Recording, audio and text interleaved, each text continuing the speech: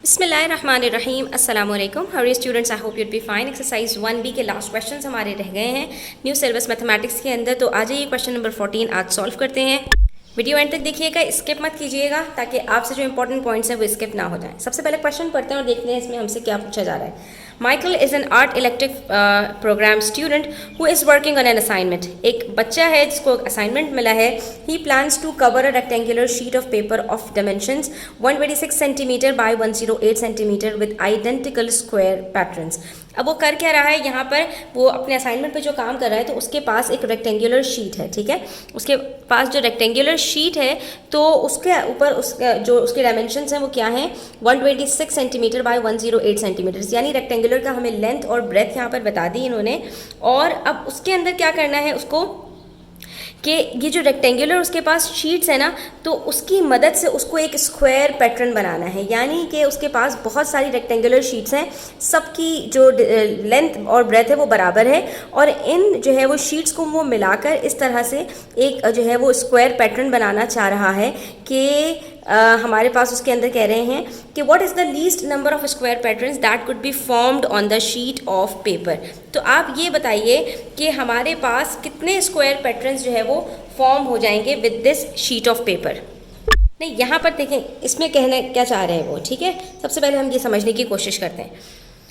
यहाँ पर हमसे कह रहे हैं he plans to cover a rectangular sheet. उसके पास एक रेक्टेंगुलर जो शीट है तो उसको वो कवर करना चाह रहा है विद आइडेंटिकल स्क्वायर पैटर्न्स। इसके ऊपर वो आइडेंटिकल स्क्वायर पैटर्न्स बनाना चाह रहा है, यानी कि स्क्वायर पैटर्न्स बनाने हैं उसको, और वो सारे के सारे जो स्क्वायर्स हों वो सब के सब सिमिलर हों, एक जैसे हों, उसको इस तरह के स्क्वायर्स बनाने हैं। तो पहला सवाल जो यहाँ पर हमसे कर रहे हैं वो ये पूछ रहे हैं what is the least number of square patterns, कि कम से कम कितने ज़्यादा स्क्वायर पैटर्न्स इसके ऊपर हम बना सकते हैं that could be formed on the sheet of paper. तो इस शीट ऑफ पेपर के ऊपर कितने जो है वो स्क्वायर पैटर्न्स बन सकते हैं। ये सवाल बिल्कुल ऐसा ही है जैसे कि इन्होंने यहाँ पे पूछा था how many squares can she cut all together. यहाँ पर भी एक रेक्टेंगुलर शीट थी और उसको हमने स्क्वायर्स में कट करना था, तो कितने स्क्वायर्स कट कर सकते हैं। तो बिल्कुल सेम यही सवाल है। तो जिस तरह हमने वहाँ पर ये क्वेश्चन किया था यहाँ पर भी इसी तरह करेंगे कि हम HCF निकालेंगे, हाईएस्ट कॉमन फैक्टर।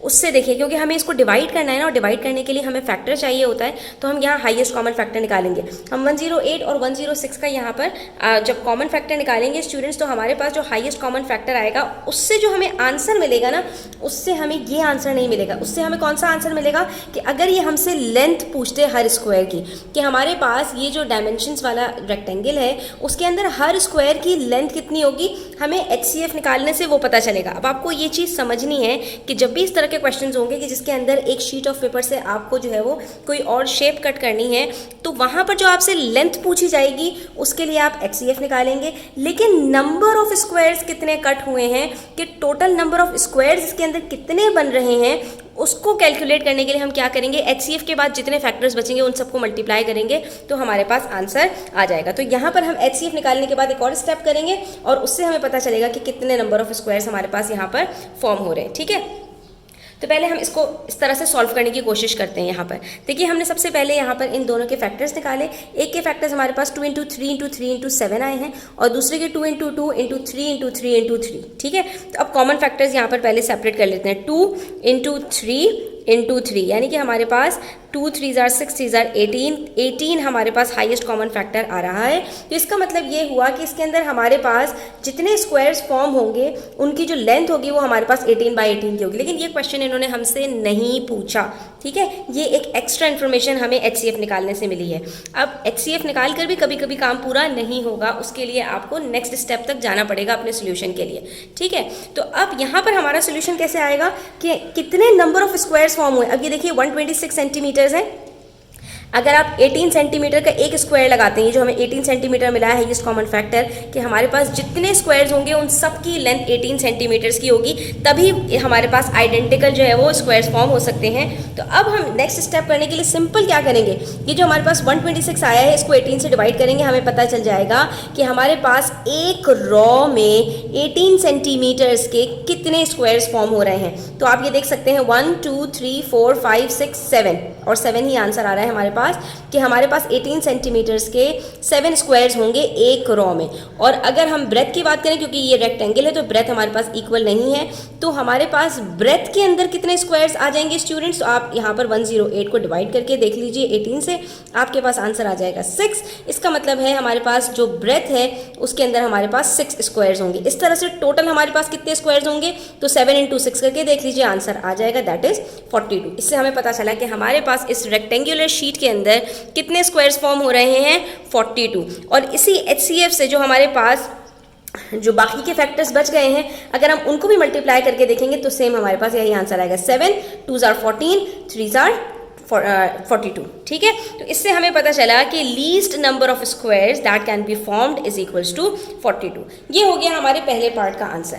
अब दूसरा पार्ट देखिए, यहाँ पर दूसरे पार्ट में हमसे कह रहे हैं कि how do you determine what other shapes can the patterns be if they are to fit the sheet of paper perfectly. अब ये तो हमारे पास हो गया कम से कम वाली बात कि कम से कम कितने स्क्वायर्स हमारे पास यहाँ पर फॉर्म हो सकते हैं। अब ज़्यादा से ज़्यादा और स्क्वायर्स भी फॉर्म हो सकते हैं। अगर हम ये 18 बाई 18 का जो स्क्वायर है, यहाँ पर हमारे पास हर स्क्वायर है, इसको मैं क्या करूँ कि मैं इसको जो है वो डिवाइड कर दूं 9 से। ठीक है, डिवाइड करूंगी 9 से तो मेरे पास हर स्क्वायर के अंदर 4 मजीद स्क्वायर्स बन जाएंगे 9 बाय 9 के। ठीक है, अब आप देख सकते हैं 9 बाय 9 के 2 स्क्वायर्स बन रहे हैं, टोटल 18 है। यहाँ से मैंने जब इसके 4 पीसेस किए तो ये 9 और 9 में डिवाइड हो गया। ठीक है, 2 स्क्वायर्स यहाँ बन गए और 2 स्क्वायर्स ऊपर बन गए। ठीक है, तो चारों तरफ से 18 भी रहा और इसके अंदर 4 मजीद स्क्वायर बन गए। तो एक ही स्क्वायर के अंदर 18 बाय 18 के मेरे पास 4 स्क्वायर्स बन जाएंगे। तो इस तरह 42 × 4 अगर मैं करती हूँ तो मेरे पास कितने ज़्यादा स्क्वायर्स इसके अंदर बन जाएंगे। ठीक है स्टूडेंट्स, तो हमने अब यहाँ पर इसी तरह से चेक करना है कि हमारे पास और कौन कौन सी शेप्स बन सकते हैं। अब इस तरह के क्वेश्चंस एग्जाम में तो नहीं आते, लेकिन बहरहाल बुक में मौजूद है तो हम इस क्वेश्चन को भी सॉल्व करके देख सकते हैं। तो अब इसके लिए हम क्या करेंगे? सिंपल है स्टूडेंट्स, हम अपने क्वेश्चन को मजीद आगे घसीटेंगे और हम कहेंगे कि we can divide the side length of each of those squares by any factor of 18 का कोई सा भी फैक्टर उठाइए।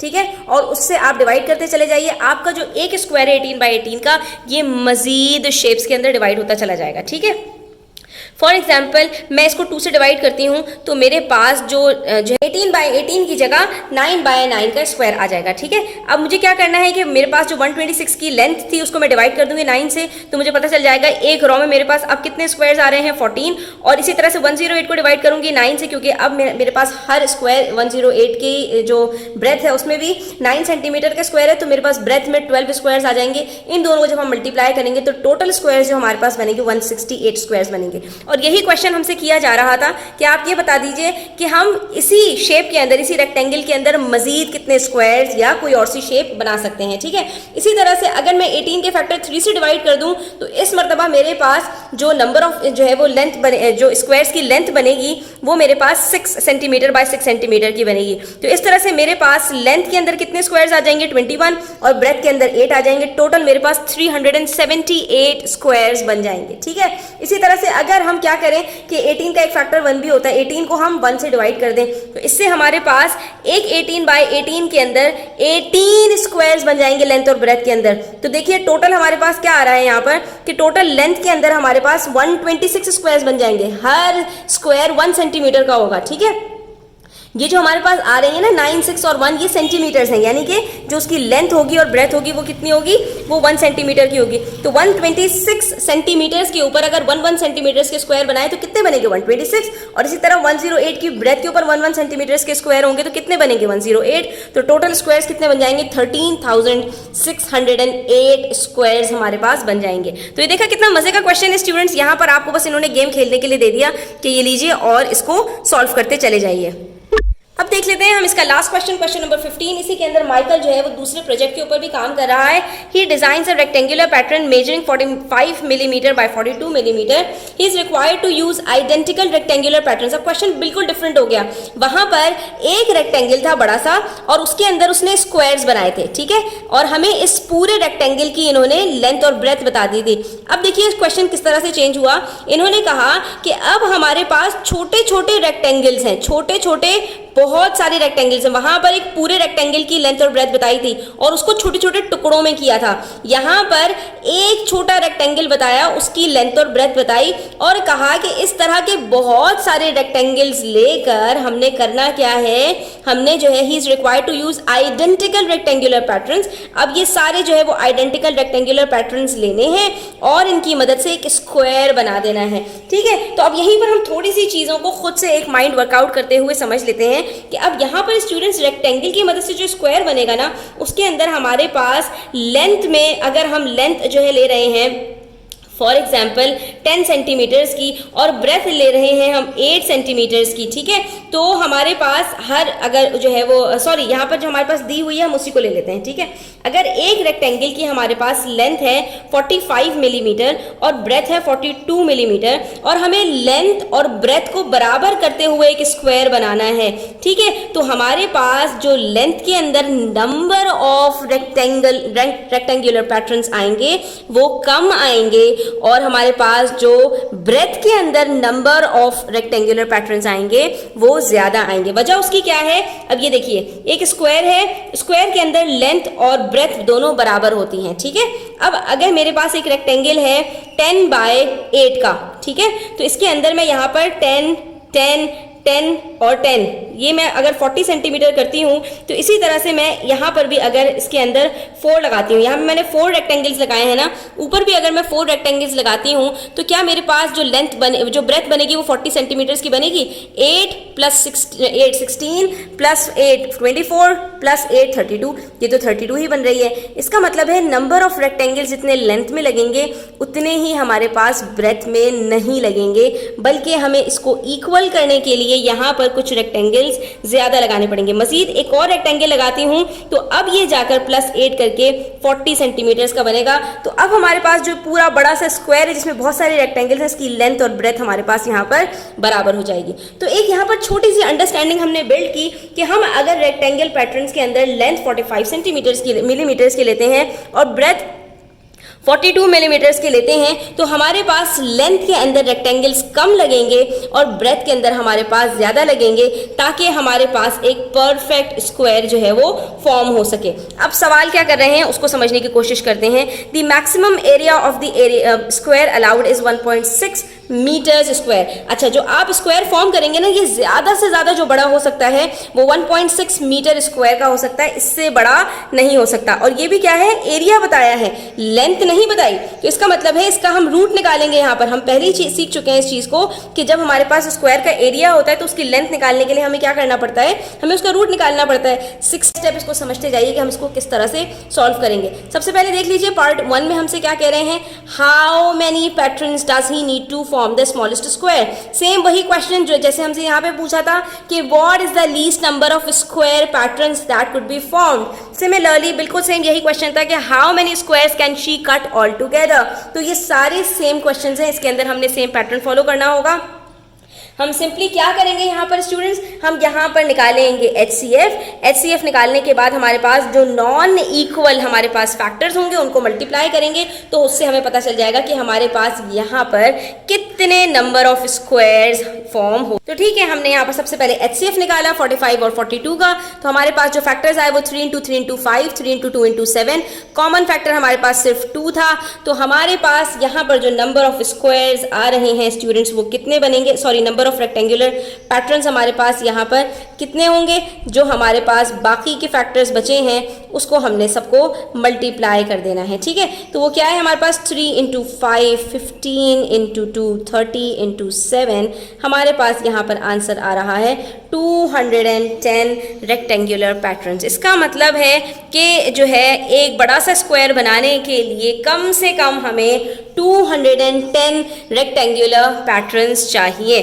और ये जो 3 HCF आया है ये क्या है स्टूडेंट्स, इसका मतलब ये है कि हमारे पास जो हर रेक्टेंगुलर पैटर्न होगा उसके अंदर उससे जो सबसे छोटा स्क्वायर बनेगा उसकी लेंथ हमारे पास क्या होगी, 3 मिलीमीटर्स बाय 3 मिलीमीटर्स की होगी। चलिए इसका पार्ट बी देख लेते हैं स्टूडेंट्स। वो सिंपल है, बहुत ज़्यादा उसके अंदर कोई कैलकुलेशंस नहीं है। इन्होंने हमसे कहा what are the dimensions of the largest square that he can form, यानी कि लेंथ आप बता दीजिए स्क्वायर की क्या होगी जो लार्जेस्ट स्क्वायर एक फॉर्म होगा इन सारे रेक्टेंगुलर पैटर्न से। तो हमसे इन्होंने पहले ही कह दिया था the maximum area of the square allowed is 1.6 metre square. तो जो लार्जेस्ट स्क्वायर हमारा फॉर्म हो रहा है उसके अंदर हमारे पास जो ज़्यादा से ज़्यादा स्क्वायर हो सकता है वो 1.6 मीटर स्क्वायर हो सकता है, ठीक है। अगर एरिया हमारे पास 1.6 मीटर स्क्वायर गिवन है तो लेंथ उसकी कितनी होगी, उसकी लेंथ हम सिंपल है रूट निकाल लें 1.6 का। तो जब हम 1.6 का रूट निकालेंगे स्टूडेंट्स तो हमारे पास वो आ जाएगा 1.26, ठीक है। इसका मतलब है कि हमें 1.26 बाय 1.26 मीटर का स्क्वायर अलाउड है, इससे बड़ा हम स्क्वायर नहीं बना सकते, ठीक है। तो बस यही हमारा आंसर हो जाएगा कि what are the dimensions of the largest square that he can form. जो लार्जेस्ट स्क्वायर वो फॉर्म कर सकता है उसकी डायमेंशन कितनी हो सकती हैं, तो वो 1.26 मीटर की हो सकती हैं। सिंपल आपसे यहाँ पर वो रूट निकालने के लिए उन्होंने कहा था और कुछ नहीं। जब भी आपके पास लेंथ गिवन होगी स्क्वायर की और आपको एरिया निकालना होगा तो आपको उसको स्क्वायर कर देना होगा। जब एरिया गिवन होगा और डायमेंशन पूछी जाएगी, लेंथ पूछी जाएगी, तो उसका रूट निकाल लेना होगा। इसमें कोई रॉकेट साइंस नहीं है। आज के लिए इतना ही स्टूडेंट्स। आई होप कि आपको क्लियर हुआ होगा। स्टिल कोई क्वेश्चन हो, क्वेरीज हो, कॉमेंट सेक्शन में पूछ सकते हैं। यहाँ पर हमारा चैप्टर नंबर 1 कंप्लीट होता है।